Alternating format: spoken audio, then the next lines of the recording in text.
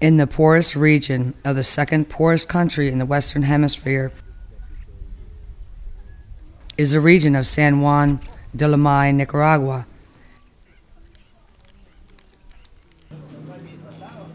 The town of Limay lies in a valley on the mountainous northern region of Nicaragua, close to the Honduran border. About 8,000 people live in and around the town of Limay, and another 8,000 or so people live in the surrounding mountains, usually in small communities made up of clusters of homes. The Limay region doesn't receive the worldwide attention that many other impoverished areas of the world. There are no network news crews. There are only a handful of charitable organizations that have programs in the area. There are no tourists, and they have no tourism.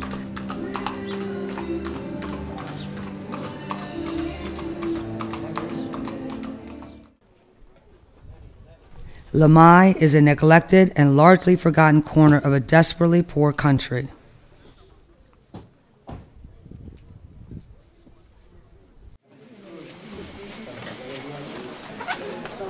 Clothing for the families come mostly from donations. What's not donated is handmade. A sewing class was created by the donation of several machines. This class teaches the girls how to sew, and after graduation they will have the ability to make and sell their creations. Most of the people find work as campesinos, who when working earn about $4 per day.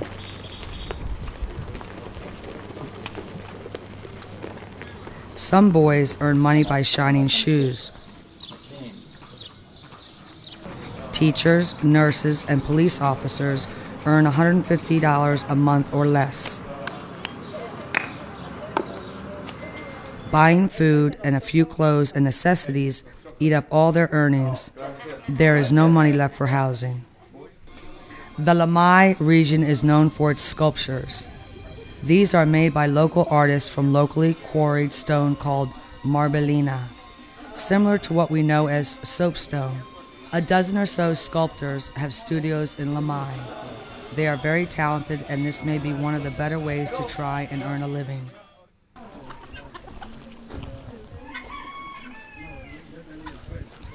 Housing for the families is a dirt floor shack made of sticks and mud, or a combination of rocks and plastic sheets or bags. Whatever they can use to keep the weather out.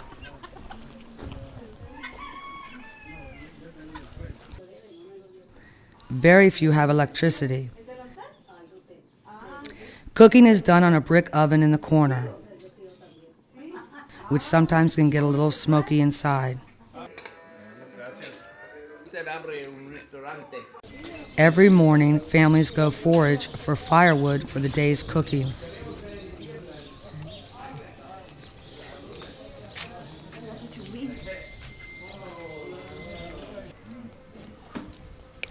None have indoor plumbing.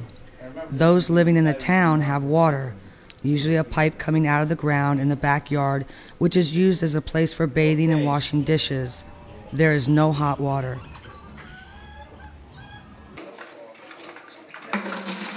People in the countryside get their water from community wells or carry in buckets from rivers. As you can see here, a schoolboy has pumping duty for the school's well. As he pedals, the water is pumped to a holding tank.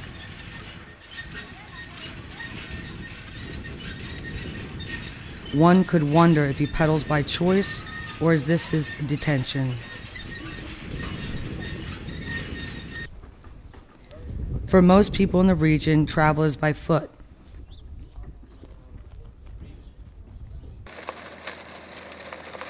Oxes, ox carts, or horses and mules are more common than bicycles, motorbikes, or the rare automobile.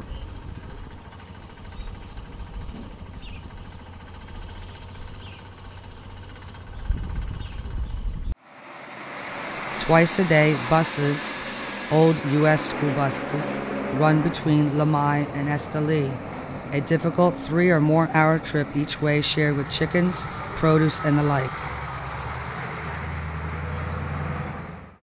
In the town of Limay, there's a small pharmacia which carries a handful of basic medicines, most of which have been donated.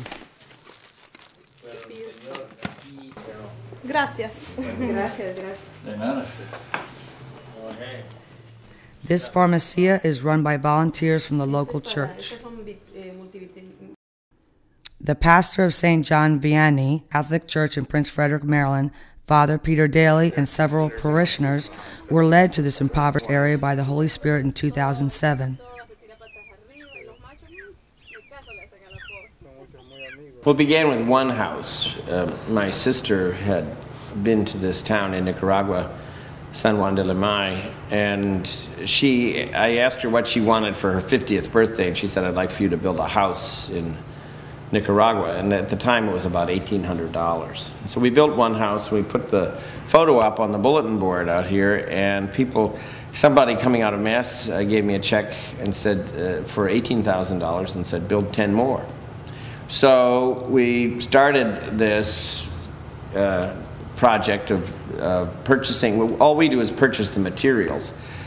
But then we realized that it had to be more than just buying materials. We needed a relationship. So we made a visit there, and we began to establish a committee there in Nicaragua and develop a relationship with the people there. They formed a sister parish relationship with San Juan de Bautiste Catholic Church, St. John the Baptist, and its pastor, Father Franciso Bayardo, in 2008. About an hour walk from town, there's a small chapel which Father Bayardo frequently serves Mass at. In this small chapel, Father Daly had the privilege of saying Mass, which is usually full to capacity. Women and children get a seat first, while the men and boys listen from outside. A la parroquia de San Juan Bautiste en Limay, porque es un parte de la parroquia de Padre Bayardo.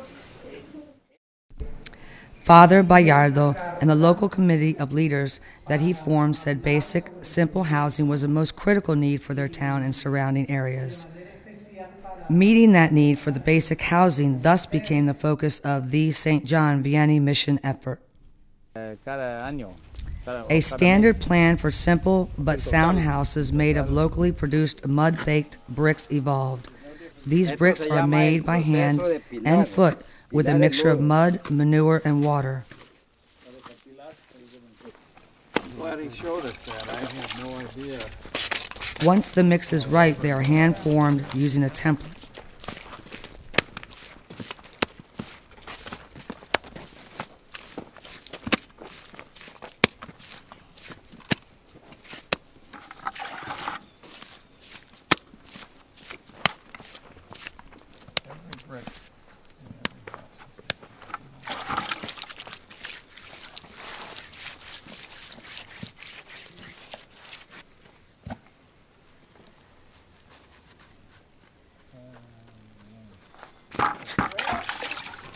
The bricks then dry in the sun for a period of time before they are finally dried in a large oven.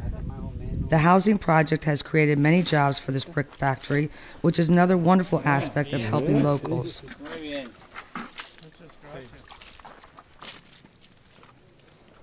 Each house is made of 2,500 mud bricks with 500 mud-baked tile floor pavers. Roofs are made of 18 sheets of corrugated metal.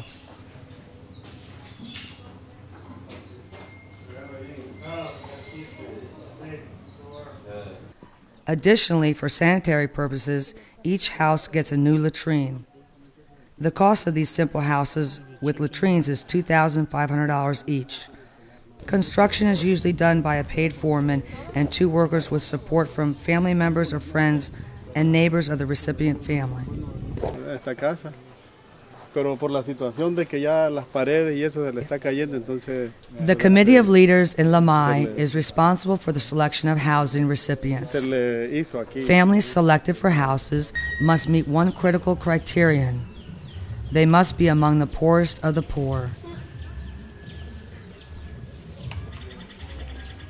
Other selection factors include they may be elderly or disabled or infirm, or take care of an elderly or disabled or infirm family member, 2 años atrás, pienso.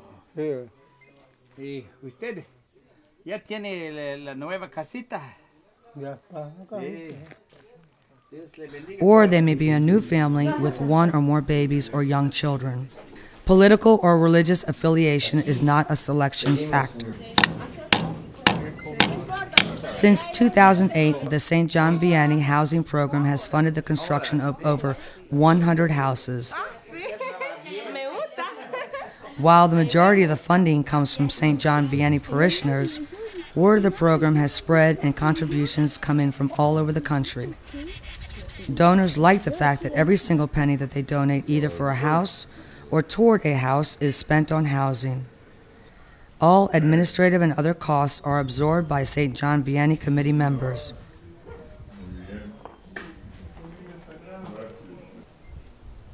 Back in 2008, the St. John Vianney Committee had an original goal of 100 houses. This goal has since been accomplished, but the need far exceeds that original goal, so the committee is now focused on a goal of 500 houses.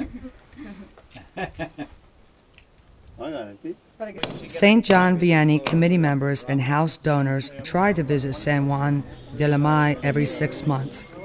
These mission visits to Limay are intended to provide support to Father Bayardo and the work of the Limay committee members.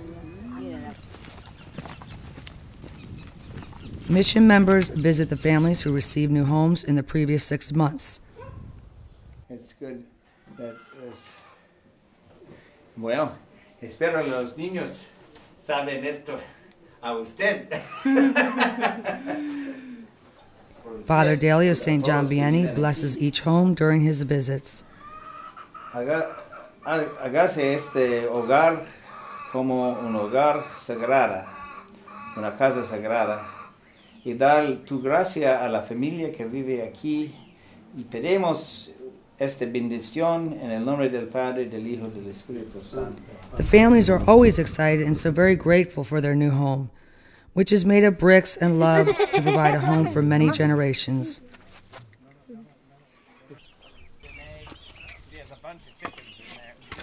These mission trips provide an opportunity to introduce donors to the families of these new homes, making a personal and spiritual connection between the families in Limay and our families back home.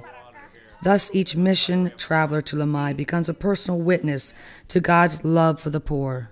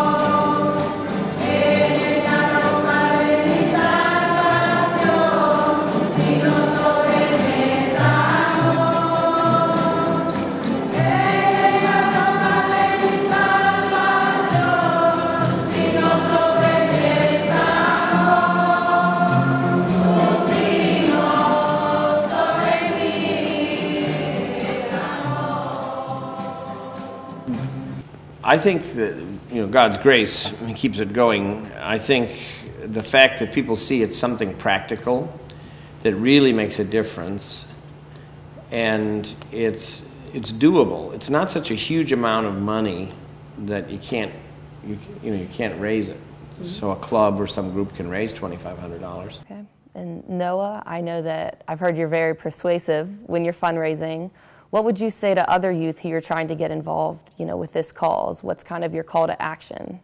Just think about how you live in a nice home and think maybe you would love to have other kids your same age to be happy and have a nice home like that instead of living in what they were living with. So just pray to God and ask for Him to help you persuade. Okay.